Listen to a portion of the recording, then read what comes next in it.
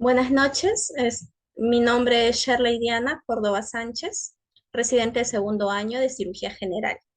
En esta oportunidad vamos a conversar un poco acerca de lo que es la colecistitis aguda litiásica, puesto que es una patología bastante frecuente en la emergencia por el dolor que aqueja al paciente. Básicamente para recordar y saber orientar al paciente cuando llega a la emergencia con este dolor que es bastante incapacitante.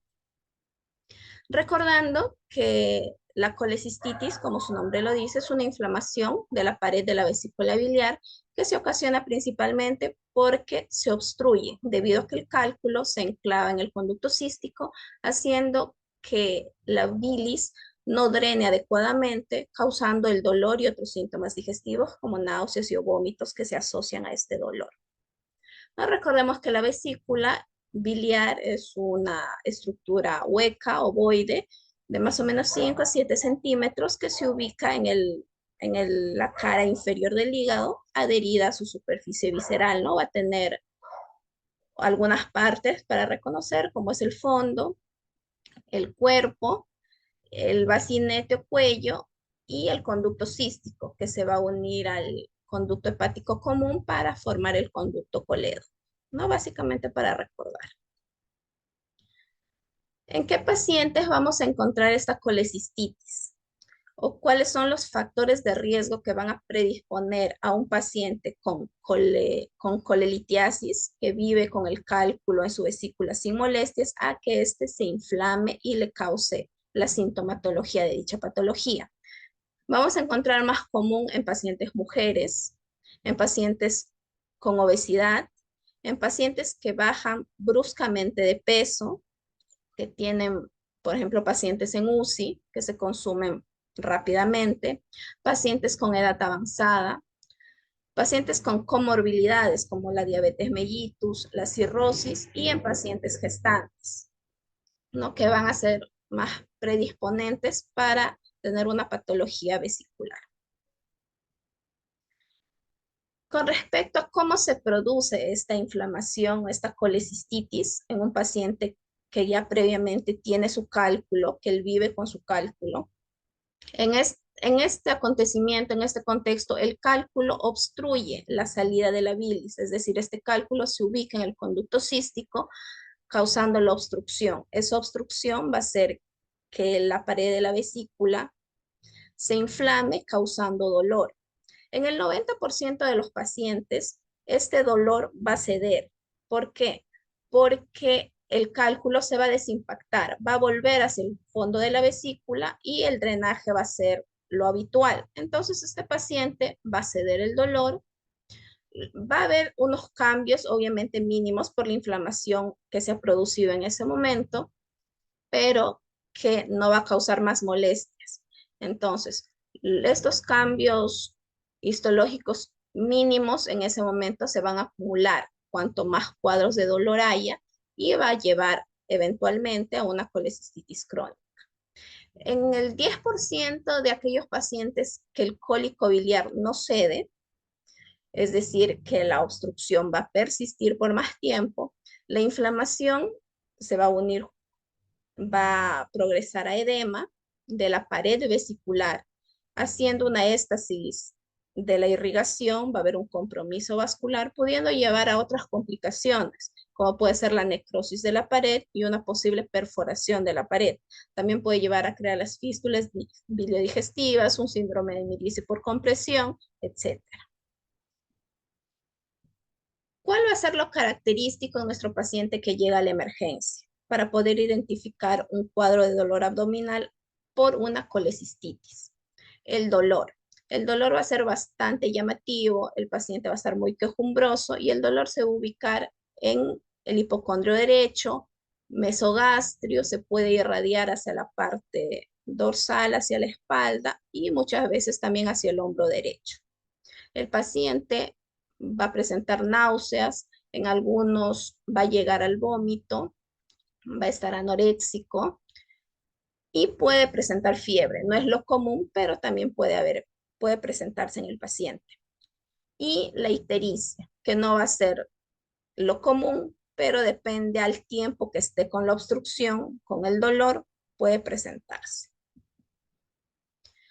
Para diagnosticar a nuestro paciente con colecistitis en la emergencia, nos vamos a guiar de las guías de Tokio, que nos divide en tres aspectos muy simples. El primero, que son los signos de inflamación locales, como el signo de Murphy y la sensibilidad, dolor o masa que se pueda palpar en el hipocondrio derecho.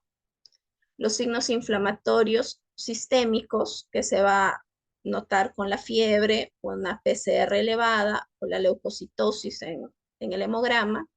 Y la imagen característica, ¿no? Que va a estar dada por la presencia del cálculo y por el edema de la pared, ¿no? Para nosotros sospechar de una colecistitis calculosa aguda, tenemos que tener un signo local, ya sea el dolor, más un signo sistémico. Y ya para tener un diagnóstico confirmatorio al signo local y al signo sistémico, le vamos a agregar la imagen que nos confirme el diagnóstico.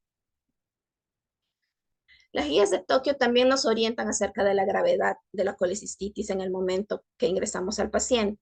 Vamos a empezar del grado más severo hacia el más leve. En el grado 3, que es el más severo, el paciente ya tiene una disfunción de órgano. Puede ser el sistema cardiovascular, neurológico, respiratorio, renal, hepático o hematológico. Es decir, basta que uno de los sistemas ya esté comprometido, ya esté en disfunción, ese paciente ya tiene una categoría de grave. En el grado 2 o moderado, si bien es cierto, no hay una disfunción de órgano, pero ya hay algunas condiciones que predisponen, como por ejemplo una leucocitosis, la masa palpable en el hipocondrio derecho, que los síntomas duren más de 72 horas, eso nos dice de que no se ha desimpactado, entonces está con la inflamación persistente y signos de inflamación local. Y el grado 1, bueno, es básicamente el paciente que presenta el dolor, pero que no tiene ningún criterio de gravedad, no encuadra ni en el grado 2 moderado ni en el grado 3. Estos criterios de gravedad básicamente nos van a guiar para el tratamiento que va a llevar el paciente, para orientarle y para poder explicar qué es lo que se va a hacer en su caso, pues cada paciente es distinto. En un paciente con una colecistitis leve, grado 1, vamos a iniciar antibióticos bioral. No es necesario la antibioticoterapia intravenosa. Basta con los medicamentos bioral, analgésicos, medidas de soporte, hidratación. Y si es que la terapia es exitosa, el paciente responde adecuadamente, pasa a una colecistectomía laparoscópica temprana, es decir, dentro de los primeros 4 días de iniciado el dolor, siempre y cuando el paciente no tenga otras comorbilidades aparte de esta enfermedad que tal vez condicionen un riesgo en la cirugía, ¿no? De repente un paciente con problemas cardiovasculares, con cardiopatías congénitas, etcétera, que va a necesitar un manejo previo para poder ingresar lo más seguro a una cirugía. En ese caso, los pacientitos pasarían a observación y se les explica, ¿no?, adecuadamente el por qué no se les puede operar en ese momento. En un paciente con una colecistitis grado 2 o moderada, los antibióticos ya van a ser administrados vía intravenosa, al igual que los analgésicos y las medidas de soportes generales.